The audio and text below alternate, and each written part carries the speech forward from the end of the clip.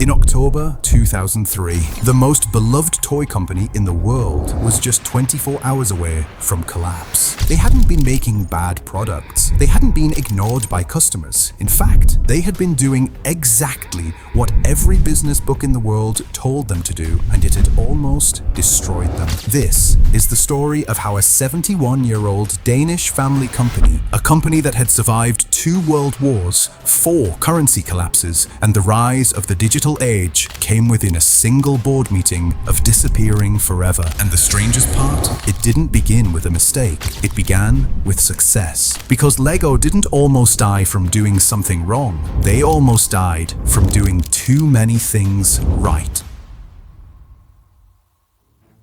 In 1932, in a small Danish town called Billund, a carpenter named Ole Kirk Christensen began carving wooden toys inside a workshop the size of a single garage. He chose the company name from 2 Danish words, leg godt, meaning play well. Decades later, his grandson would discover those same 2 words also meant I assemble in Latin. The coincidence, the family would later call destiny. For 30 years, they made wooden toys. Then, in 1958, they filed a patent on a small plastic brick with 8 studs on top. The brick itself was nothing special. It looked almost identical to every other brick on the market. But what made it different was a decision. Every Lego brick ever made would remain compatible with every brick that came before it, forever. And that decision, that a brick made in 1958 must still work with a brick made in 2058, would build an empire. It would also, decades later, become the very thing that nearly destroyed them. By the 1990s, Lego had become the 6th most powerful brand on Earth. They were outselling Sony, outselling Nintendo, even beating Disney in toy sales. They were that rare kind of company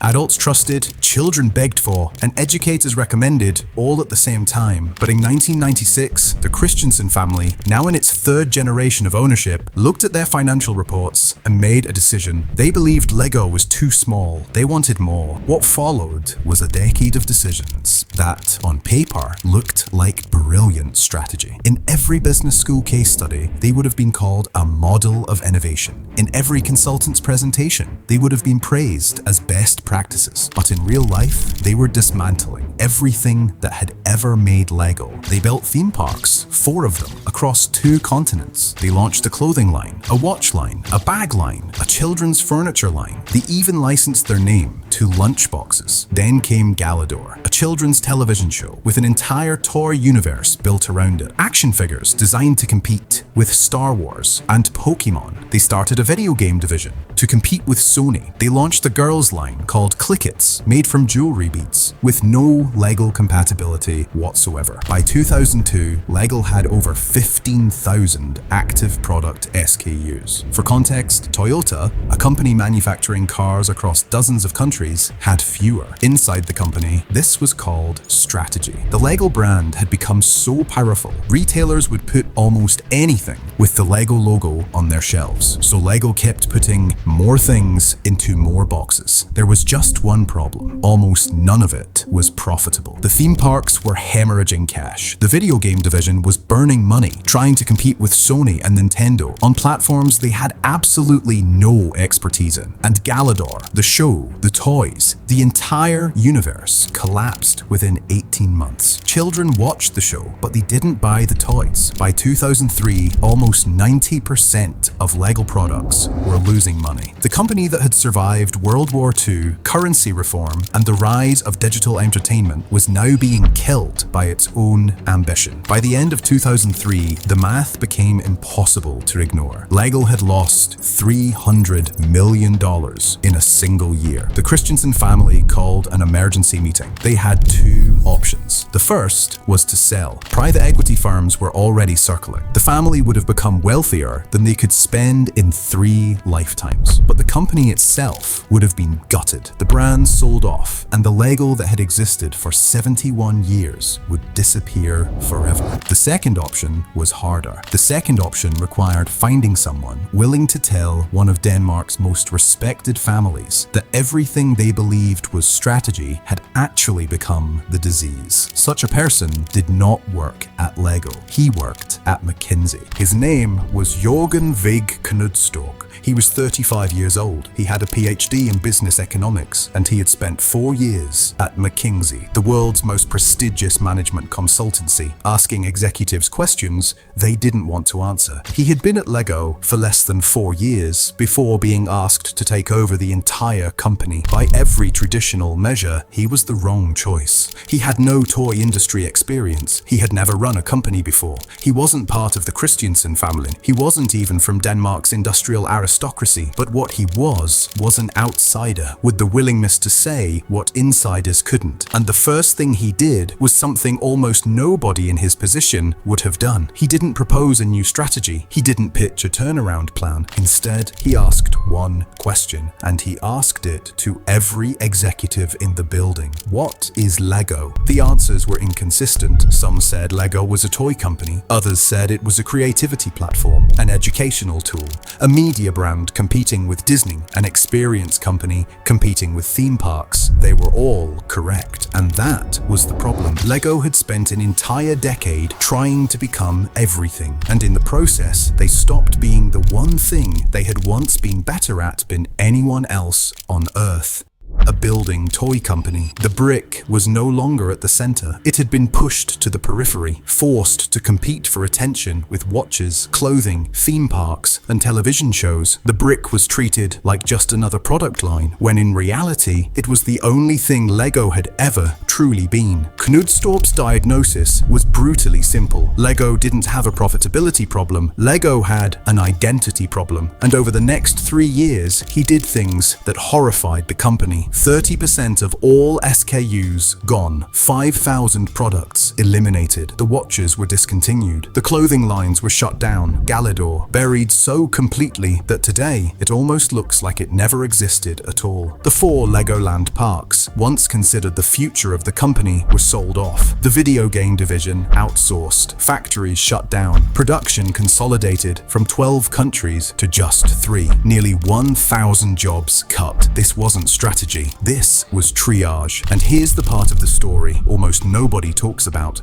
Cutting wasn't Knudstorp's plan. Cutting was Knudstorp's clearing. By 2007, Lego was profitable again. The bleeding had stopped, the company was lean, and the Christensen family had decided barely to keep ownership. But Knudstorp still hadn't revealed what he had actually been planning, because the cuts had never been the strategy. They had been preparation. They had cleared the runway. Now he could finally build. Knudstorp had identified 3 pillars that would not only help Lego survive, but make the company more powerful than it had ever been before. And each pillar broke a rule the toy industry believed about itself. The first pillar was licensed intellectual property. Lego had experimented with Star Wars sets since 1999, but internally, many executives were hesitant to embrace it fully. Traditionalists believed Lego should be about original creativity, not someone else's characters. They feared licensed sets would dilute the brand. Knudstorp believed the exact opposite. He doubled down. Star Wars, Harry Potter, Marvel, DC Comics, Disney, Indiana Jones, The Lord of the Rings, Minecraft, anything with cultural gravity. The traditionalists called it brand dilution.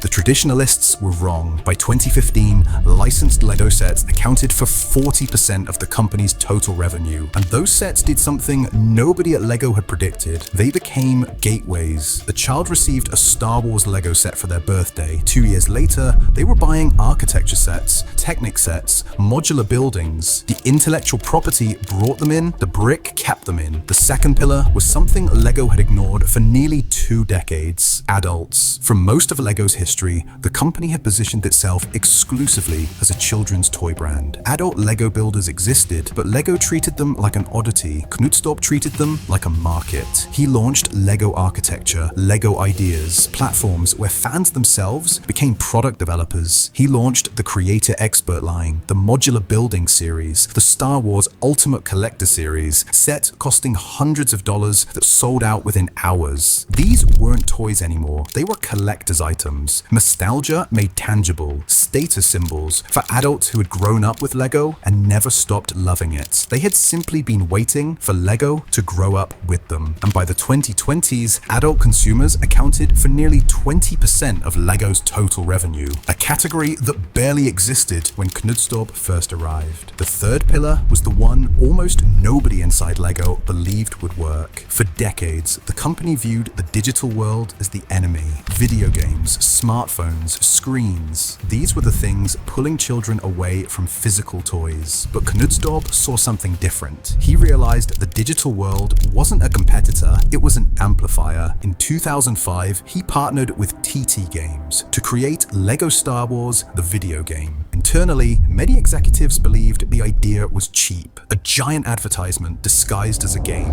Then the game launched, and it sold 7 million copies in its first year alone. Children who played the game walked into stores asking for the physical LEGO sets they had seen on screen. The franchise exploded. Batman, Harry Potter, Indiana Jones, Marvel, The Lord of the Rings. Every game drove children back to the bricks. Then, in 2014, Knudstorp made the biggest gamble of his career, a feature film. A feature film made entirely out of LEGO. By definition, the longest and most expensive commercial ever created. Executives inside the company called it risky. Some called it a mistake. Then the LEGO Movie released and made $468 million worldwide. It became a critical success, a commercial phenomenon, an entire franchise, and every child who watched it walked into a LEGO store the following weekend asking for the sets they had seen on screen. LEGO had become its own marketing machine. By 2020, LEGO had become the most valuable toy company on Earth. Revenues passed $7 billion. By 2023, they had crossed $10 billion. And the Christensen family, now in its fourth generation of ownership, still controlled the company through their holding entity, Kirkby. A company that had once been 24 hours away from collapse was now selling more bricks than at any point in its history. There is a story business schools tell about LEGO. They call it the return to the core story. A textbook example of corporate focus. When a company struggles, return to what you know best. That story is wrong. LEGO did not survive by returning to the core. LEGO survived by remembering what the core was for. Knudstorp didn't tell LEGO to stop innovating. He told them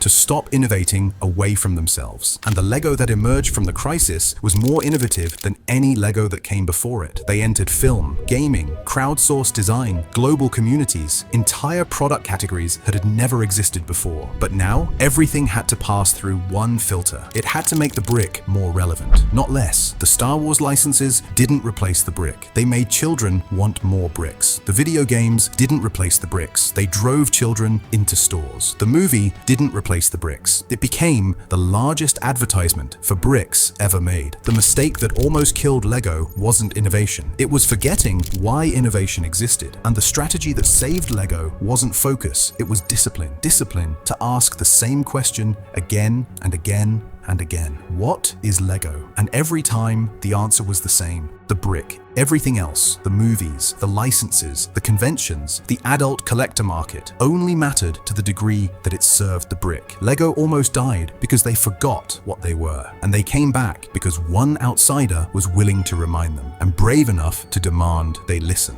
But LEGO's story isn't unique because every few years, another organization makes billions, while the countries around it pay the price. That organization is FIFA, and the economics behind the World Cup are far stranger than most people realize. That story is next. This is The Modern Industry.